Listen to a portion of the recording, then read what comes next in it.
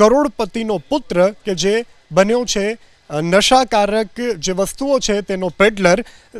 સમાચાર સુરતથી પ્રાપ્ત થઈ રહ્યા છે। સુરતમાં કરોડપતિ જમીન દલાલનો પુત્ર હાઇબ્રિડ ગાંજાનો પેડલર મંગળવારે સુરતની નિયોલ ચેકપોસ્ટ પાસેથી ઝડપાયેલ કેનિલ પટેલના પિતા જમીન દલાલ હોવાનો તપાસમાં ખુલાસો થયો છે। આરોપી કેનિલ પટેલ 3 મકાનનો માલિક છે। ફ્રોઝન ફ્રૂટનો બિઝનેસમેન અને તેના પિતા જમીન દલાલ છે। કરોડપતિ પરિવારનો કેનિલ જે છે તે સિંગણપોર તાવડીમાં રો હાઉસ અને જહાંગીરપુરામાં પણ એક મકાન ધરાવે છે।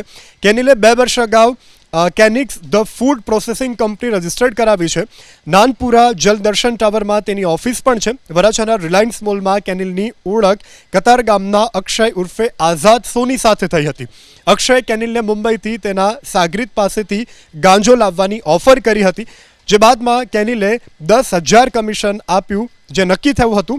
અક્ષય રૂપિયાની કેનિલને મુંબઈ મોકલ્યો હતો અને ગાંજો લઈ કેનિલ સુરત પરત ફર્યો ત્યારે જ પોલીસે તેને હાઇબ્રિડ ગાંજાની સાથે ઝડપી પાડ્યો છે।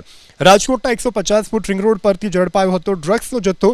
ભાવેશ મશરૂ નામના આરોપી પાસેથી એસઓજીની ટીમે 82,600 રૂપિયાની કિંમતના 2.26 ગ્રામ ડ્રગ્સ સાથે ધરપકડ કરી હતી। તો આરોપી ભાવેશ મશરૂ વિરુદ્ધ માલવ્યાનગર પોલીસે ગુનો નોંધી વધુ તપાસ હાથ ધરી છે।